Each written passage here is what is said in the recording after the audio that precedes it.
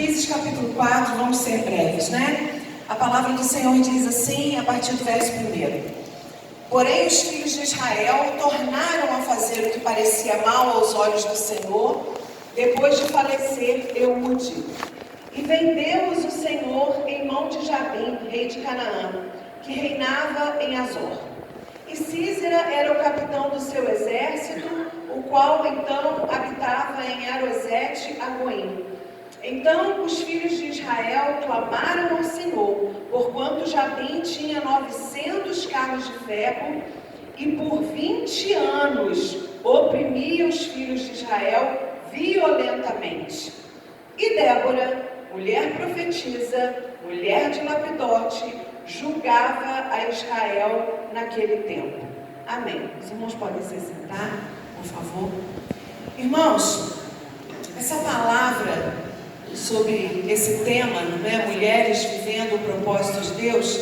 Muito obrigada, querida. A reflexão dessa palavra, ela começa um pouquinho antes, ainda no livro de Juízes, no capítulo 3. No livro de Juízes, no capítulo 3, a partir do verso 7, nós vemos aqui um texto muito triste, quando diz assim a palavra, e os filhos de Israel fizeram o que parecia mal aos olhos do Senhor, e se esqueceram do Senhor seu Deus, e serviram aos Baalins e a Astarote. Então, a ira do Senhor se acendeu contra Israel, e ele os vendeu em mão de Cusã-Risataim, rei da Mesopotâmia, e os filhos de Israel serviram a Cusã-Risataim durante 8 anos. E os filhos de Israel clamaram ao Senhor, e o Senhor levantou aos filhos de Israel um libertador, e os libertou. Otiniel, filho de Kenaz, irmão de Caleb, mais novo do que ele, veio sobre ele o Espírito do Senhor e julgou a Israel e saiu a peleja. E o Senhor deu na sua mão a Cusã-Risataim, rei da Síria, e a sua mão prevaleceu contra Cusã-Risataim. Então a terra sossegou 40 anos e Otiniel, filho de Kenaz, faleceu. Porém, os filhos de Israel tornaram a fazer o que parecia mal aos olhos do Senhor. Esse texto, ele vem nos falando aqui no início do livro de Juízes, né, sobre os sucessivos erros do povo de Israel depois que entrou na Terra Prometida. No início do livro de Juízes fala sobre uma triste constatação. Diz ali que depois da morte de Josué, depois do povo haver entrado na terra e Josué haver falecido, os anciãos daquela época, aqueles que entraram com Josué, vieram do deserto e entraram com Josué na terra, serviram ao Senhor, seguiram ao Senhor até o fim dos seus dias. Mas o texto diz que aquela nova geração que nasceu já na terra prometida, que nasceu ali já dentro da terra da promessa, não conheceu ao Senhor. Então, a partir dali, o povo começou a se corromper, a pecar, a se distanciar de Deus. E nós vemos aqui, irmãos, uma triste situação, porque não precisa de muito tempo, não precisa de muitos anos, não precisa de muitas gerações para que o povo se corrompa. Basta que uma geração não passe para a geração seguinte os ensinamentos do Senhor, e então a próxima geração cairá em desgraça. Aquele povo que saiu do Egito, morreu no deserto, outro povo que Deus levantou durante o deserto, que entrou na terra de Canaã e que viu os milagres do Senhor no deserto, pecou, errou em não contar para os seus filhos, para a sua próxima geração, para a sua descendência, tudo aquilo que o Senhor havia feito por eles. Talvez pensassem assim: eles sabem, convivem conosco, ouvem as histórias, estão aqui todos os dias, eles sabem, mas pecaram em não transmitir. Então a próxima geração já cresceu completamente distanciada de Deus. Irmãos, nós estamos aqui hoje nos alegrando no Senhor, louvando a Deus, nos regozijando, falando das maravilhas dele. Mas há sobre nós uma grande responsabilidade de falar à próxima geração das coisas do Senhor, de ensinar à próxima geração os caminhos do Senhor, a palavra de Deus, o temor do Senhor. Está sobre nós essa grande responsabilidade. Às vezes a gente acha, porque estamos trazendo os filhos para a igreja e pensamos assim, eles sabem que o papai e a mamãe é crente, eles sabem que nós somos crentes, eles sabem que tem que ir à igreja, eles sabem o que é ser crente, mas não investimos tempo ensinando, admoestando, contando, falando, aplicando. E aí, irmãos, basta uma próxima geração para que a nossa família, se não vigiarmos agora, caia em desgraça e se afaste dos caminhos do Senhor. Às vezes a gente vê muitos avós, eu agora sou avó, né? Correndo atrás do tempo perdido, correndo atrás do prejuízo, porque talvez não ensinou, não dedicou tempo. Às vezes a gente dedica tanto tempo trabalhando tanto, porque a gente quer dar o melhor plano de saúde, a melhor escola, a melhor faculdade, a melhor casa, deixar a melhor herança, sempre o depois, sempre o futuro, sempre o amanhã, e o agora está passando. E quem está ensinando? Quem está criando? Quem está demonstrando? Quem está educando? E às vezes quando os filhos crescem, não vou dizer que seja regra, toda regra tem a sua exceção, mas às vezes quando os filhos crescem, se distanciam dos caminhos do Senhor, e a gente olha para trás e fala, quanto tempo eu perdi? Quanto tempo eu perdi? Eu tinha que dedicar mais tempo, talvez trabalhasse menos, talvez ganhasse um pouquinho menos, mas passasse mais tempo, pegasse a Bíblia, lesse junto. A minha netinha tem 5 meses, e a minha filha todos os dias faz devocional com ela, e ela fala, mãe, a gente age pela fé, porque aos olhos naturais não está adiantando nada. Eu pego a Bíblia e conto uma historinha para ela, mostro umas figuras, canto um louvor, seguro na mãozinha dela, oro com ela mete a mão na Bíblia, ela chora, ela agarra o cabelo da mãe e ela fala, mãe, aparentemente nada está acontecendo, mas eu creio no que eu estou fazendo, eu creio na qualidade da semente que eu estou plantando. E eu disse, isso minha filha, prossiga, persista, não desista, porque o coração da criança é um livro em branco, quem vai escrever nele? Nós precisamos escrever. E o povo de Israel pecou em não contar à próxima geração aquilo que o Senhor havia feito. E daí começou toda a desgraça do livro de Juízes, que nós vemos queda, se levanta, ora, o Senhor manda um libertador, liberta, aquele homem morre e cai o povo de novo e cai em desgraça, e esse ciclo terrível.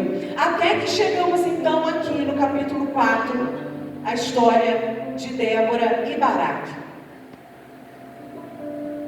E muito interessante que diz aqui no texto que nós lemos, no primeiro versículo, que o povo clamou ao Senhor, porque estava vivendo há 20 anos já sob a servidão de Jabim.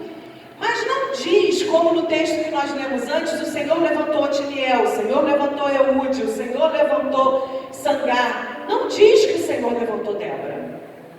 Diz que o povo clamou, o povo orou, estava há 20 anos sofrendo perseguição, sendo oprimido, e no verso 4 simplesmente, e Débora, mulher profetiza, ou seja, ela estava lá.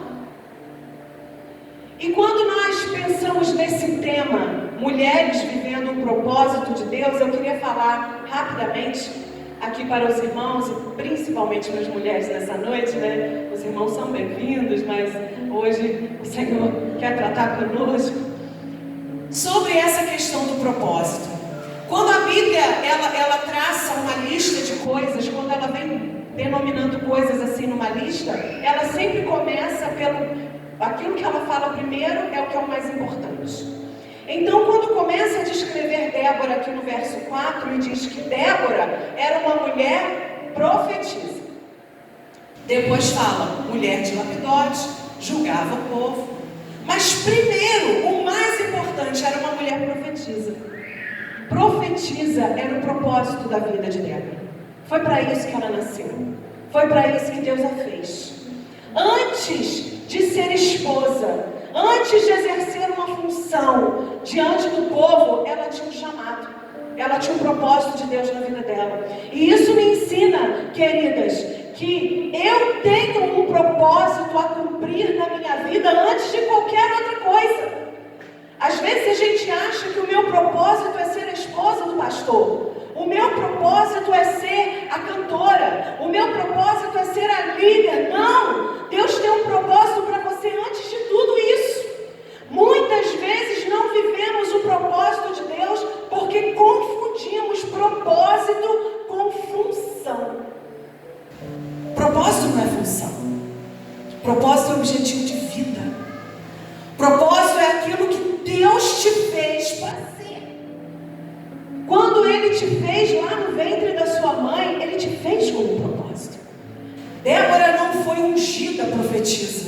Ela não foi chamada. Ela não foi formada profetisa numa escola. Ela nasceu assim. Era o propósito de vida dela. E não importava, porque aqui a palavra não fala se ela foi chamada, se Deus a chamou, a incumbiu, se alguém a incumbiu daquela função. Antes de ser a esposa, antes de ser qualquer outra coisa, ela estava ali cumprindo o seu chamado. Ela estava ali cumprindo o propósito da sua vida. E muitas vezes nós não cumprimos o propósito da vida, queridas, porque esperamos uma função. A função não é o propósito. A função e outras atribuições são outros propósitos. Mas o propósito da vida é aquele para o qual vivemos. Eu vejo tanta gente na igreja já com a vida passando, ficando para trás, caminhando para a reta final e diz: eu não sei qual é o meu propósito. E eu penso, que tristeza. Que tristeza. Porque quando você descobre qual é o seu propósito, ou seja, quando você abre o seu coração para ver qual é o seu propósito, você tem uma vida completa, plena, e você não precisa nem de nenhuma função para cumprir o seu propósito, porque o propósito está acima da função, o propósito está acima do cargo, o propósito está acima do nome, o propósito está acima da notificação, da incumbência. O propósito é aquilo que arde no seu coração e não tem como você fugir do seu propósito. Aí você diz assim: olha, eu tenho propósito. Tem pessoas que são chamadas, elas nasceram, elas foram dotadas por Deus, elas foram capacitadas por Deus, nasceram para liderar. E aí você diz, fica talvez a vida inteira de braço cruzado no banco, esperando o dia que alguém me botar num cargo de liderança, eu vou liderar. Propósito não é cargo, irmão. Propósito é função. A pessoa que nasceu para liderar, Deus formou lá no ventre da mãe para liderar, ele vai ser líder aonde ele estiver. Sabe aquela pessoa que lá no trabalho dele, ele nem é chefe, ele nem é encarregado, mas ele organiza tudo. Às vezes o próprio chefe fala para ele assim: o que a gente faz agora? Olha, ele tem uma visão ampla. Ele olha e fala: olha, se você pedir fulano para fazer aquilo, se a gente fizer assim, se arrumar desse jeito, vai dar certo. Isso é liderança. Sabe aquela pessoa que você olha e diz: é um líder nato. É propósito de vida. Você não precisa estar no cargo para exercer o seu propósito.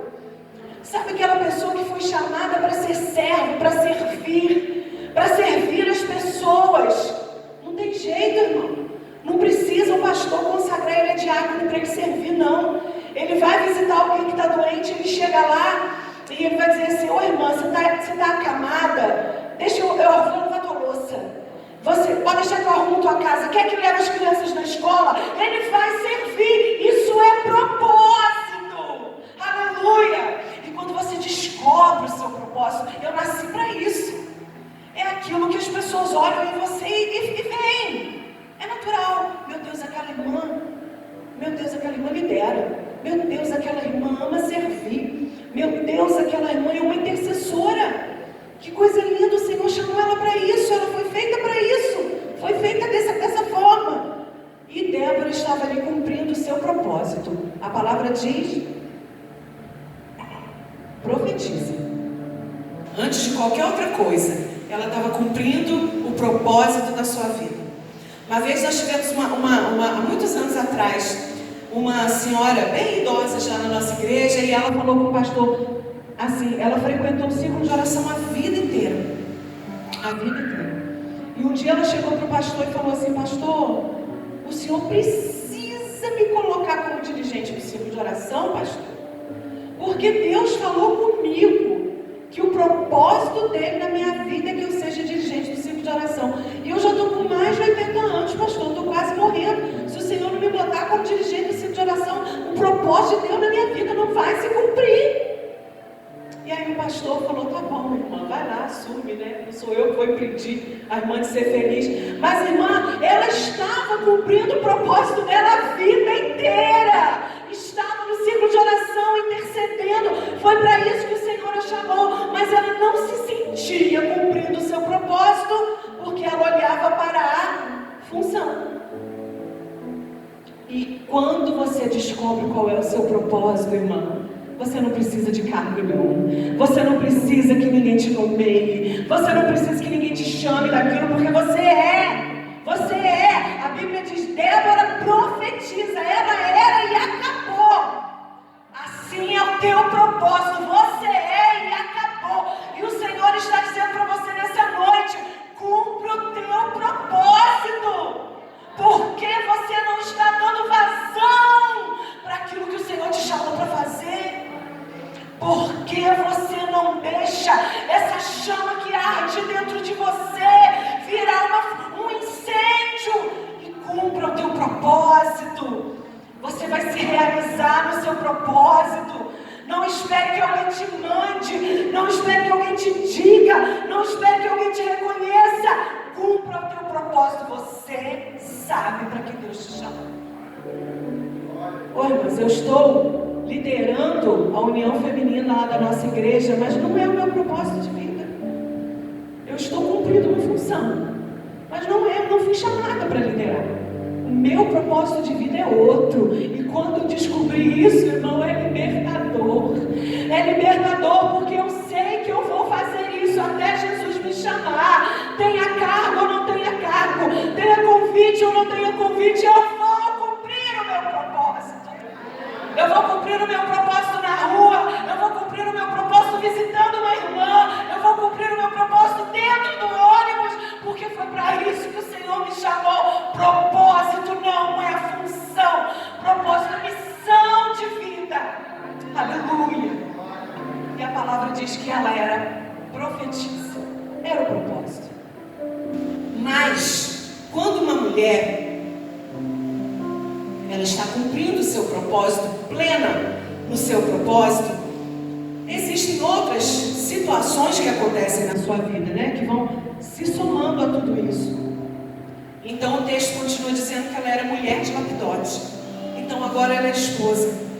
Tem mulher que acha que se ela não for a esposa do fulano, ela não é ninguém.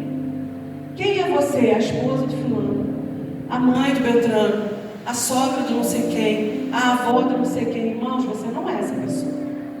É a função que você está ocupando.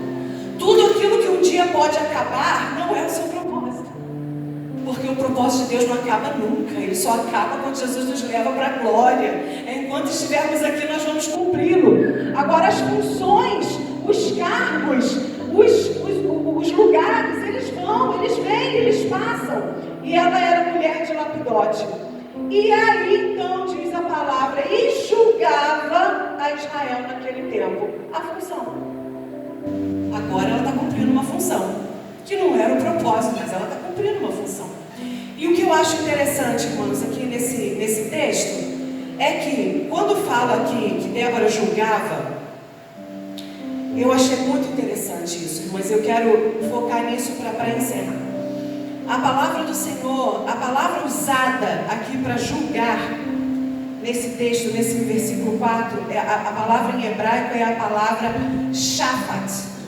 Essa palavra significa julgador, aquele que decide controvérsias, delibera com sabedoria. Esse é o termo em hebraico. Os outros homens que Deus chamou antes de Débora, como juízes, Otiniel, Eude, Sangar, a palavra que era usada para defini-los não era essa palavra, Shafat, era a palavra Yasha, que quer dizer libertador. E em um desses casos diz que ele era libertador de Israel e julgava Israel. Ou seja, antes de Débora, os homens reuniam as duas funções. Eles eram juízes e libertadores. Ou seja, eles cuidavam dessa parte de decidir, de deliberar, de julgar, de aconselhar, mas eles também pegavam nas armas, iam para a guerra, montavam um exército. Eles tinham as duas funções. E eu achei tão interessante, porque quando chega aqui em Débora, a função foi dividida. A liderança do povo aqui pela primeira vez foi dividida. Não estava sobre uma pessoa apenas. Baraque não era libertador e juiz, assim como Débora não era juíza e libertadora. Débora era juíza, Baraque era libertador. Ela julgava, ele ia para a batalha. E isso me chamou a atenção, porque eu falei, olha que coisa interessante a liderança compartilhada. Irmãos, só quem entende o seu propósito compartilha a liderança. Porque às vezes a gente quer pegar tudo para a gente fazer. Às vezes a gente acha que eu tenho que dar conta de tudo. Não, se eu dividir aqui, se eu pedir alguém para fazer, vai que aquela pessoa faz melhor do que eu, se destaca, e aí eu perco o meu lugar, porque vão ver que ela é melhor do que eu, então deixa que eu faço.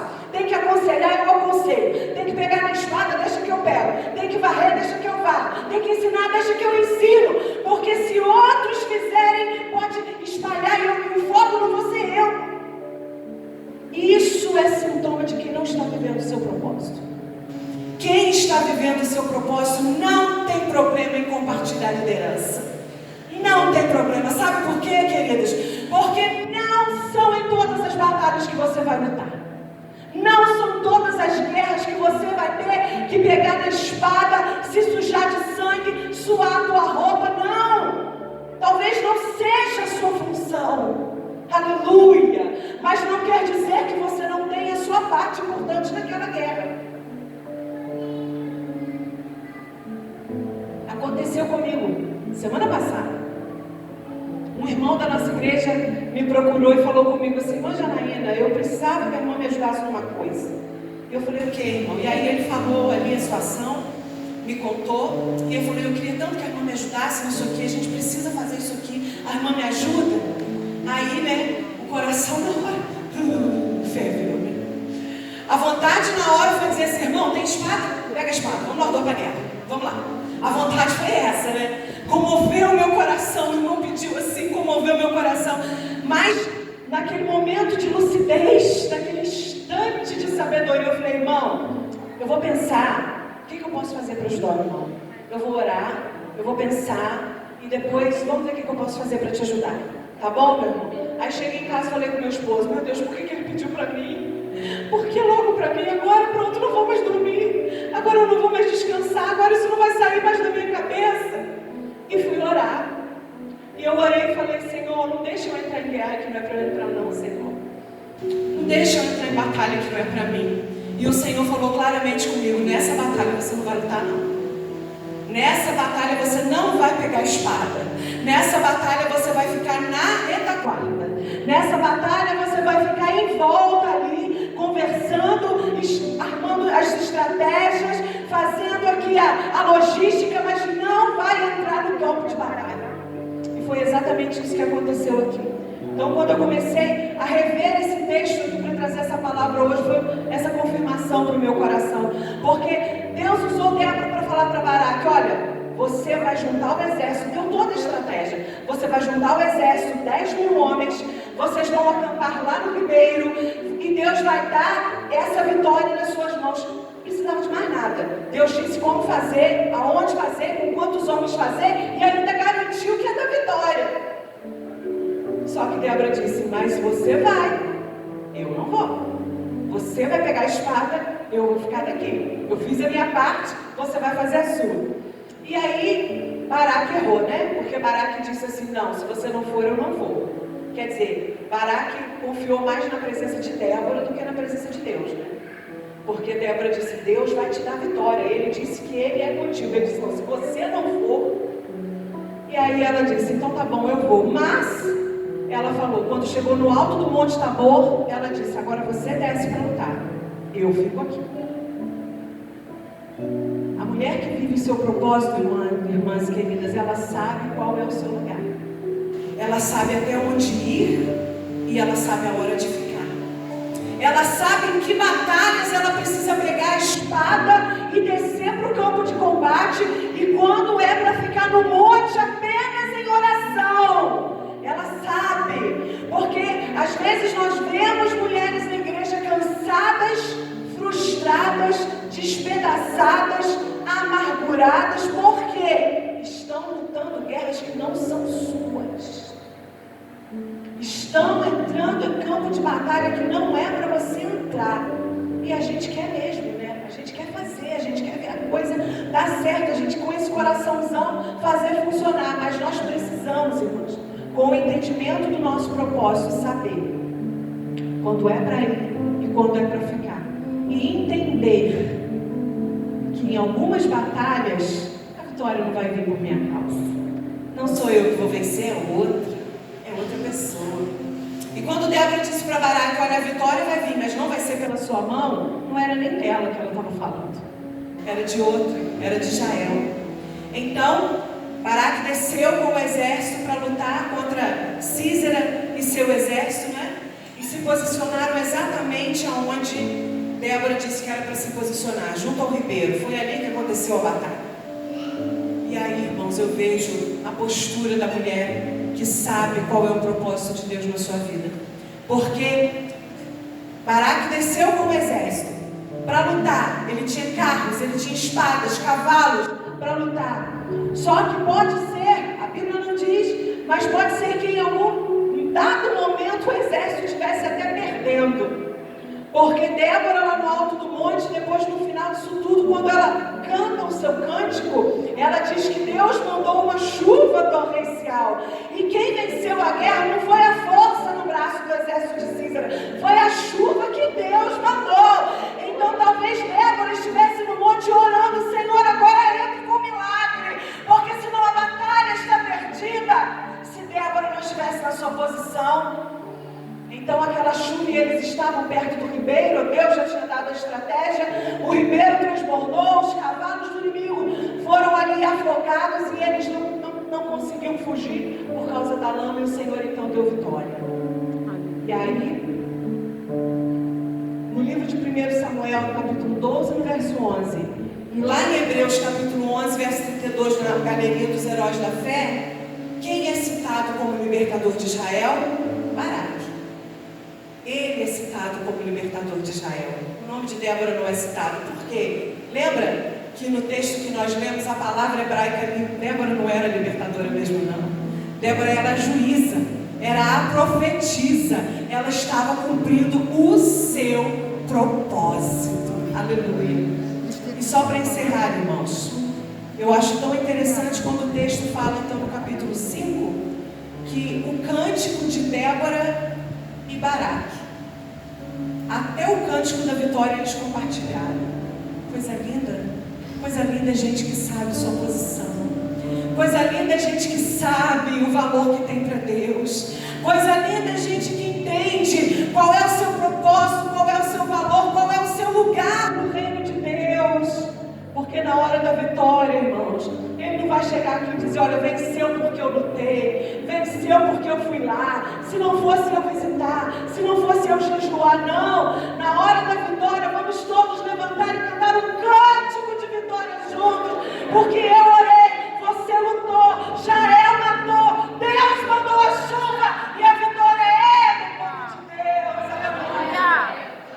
E no seu cântico de vitória, então, Débora diz o seguinte: eu me levantei. Louvado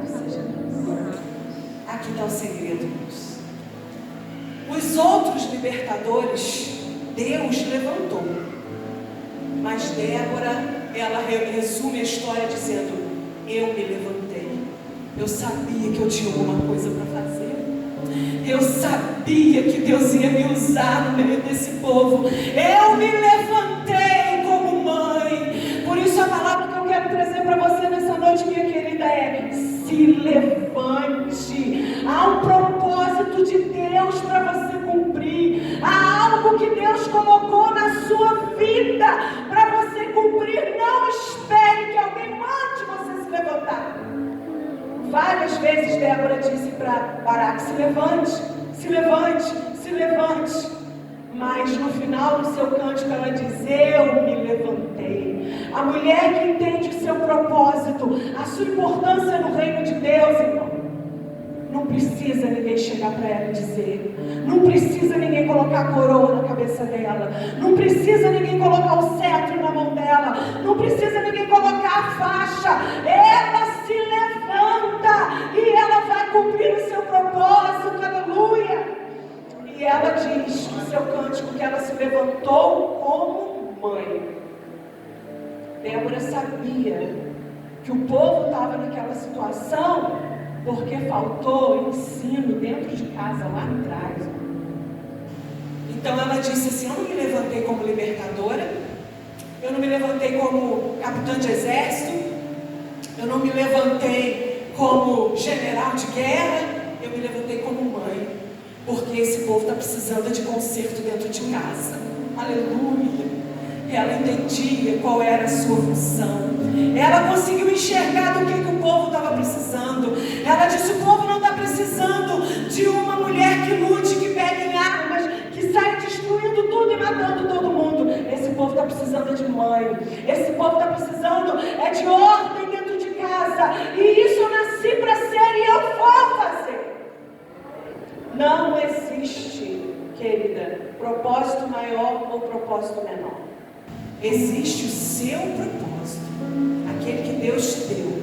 E muitas vezes a igreja sofre porque eu e você não estamos no lugar que deveríamos estar. Porque nós não nos levantamos e não cumprimos o nosso propósito. Existem pessoas sobrecarregadas, porque tem coisas que precisam ser feitas e alguém vai fazer, e talvez era para você fazer. Talvez o que alguém está fazendo com tanto esforço para você ia ser tão fácil. Meu esposo tem uma frase que eu acho uma sabedoria imensa. Às vezes quando a gente vê alguém fazendo alguma coisa ali e a gente critica, né? Mas não cantou tão bem. Ah, mas eu não gostei daquela pregação. Aquela pessoa não é um bom professor de escola dominical. E aí o meu esposo diz assim, meu professor, né? Meu esposo, meu professor, ele diz assim: quem sabe fazer, não quer. Então Deus vai usar quem está disponível. Está sendo imperfeito? Você está percebendo que não está sendo tão bem feito? Talvez era para você fazer. Talvez você fizesse muito melhor, porque talvez fosse o seu propósito. Bom, no Dia Internacional da Mulher, eu não vim aqui para bater em você não, querido. Eu vim aqui para te dizer que quando a gente descobre o nosso propósito, irmãos, é libertador.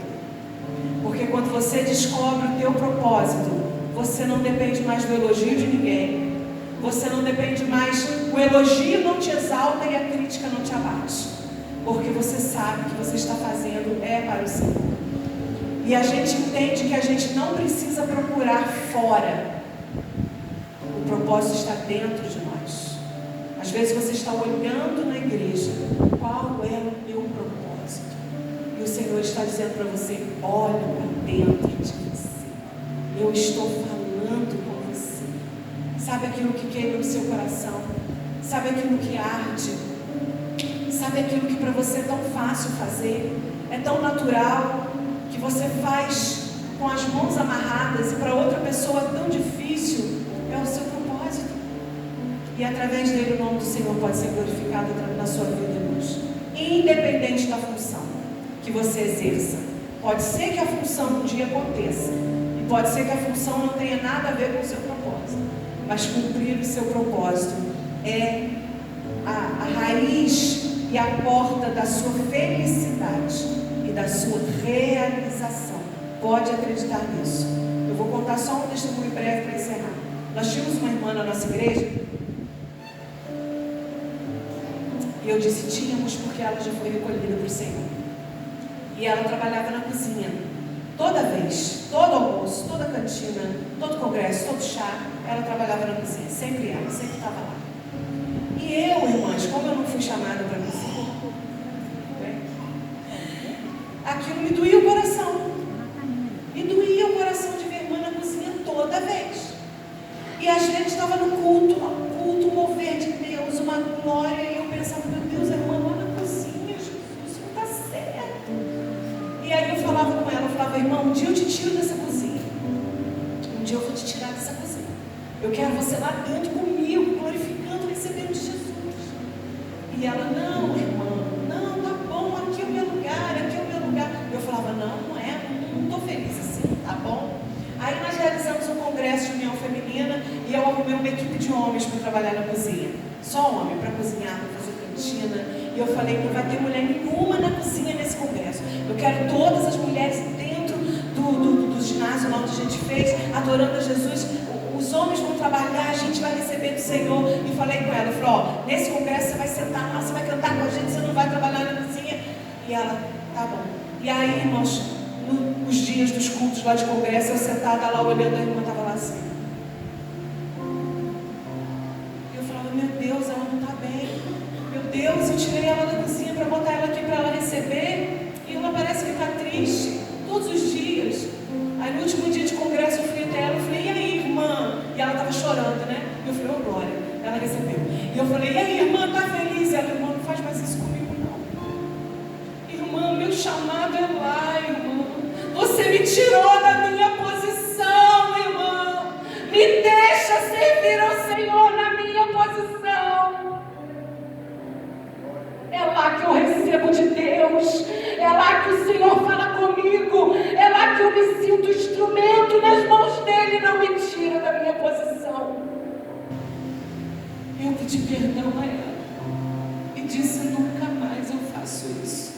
E eu aprendi uma lição, respeite a posição do seu irmão. Nem todo mundo foi chamado para liderar, nem todo mundo foi chamado para limpar o banco, mas faça aquilo que o Senhor te chamou para fazer, para Ele, o seu melhor, para a glória dele. Amém? Bendito seja o nome do Senhor.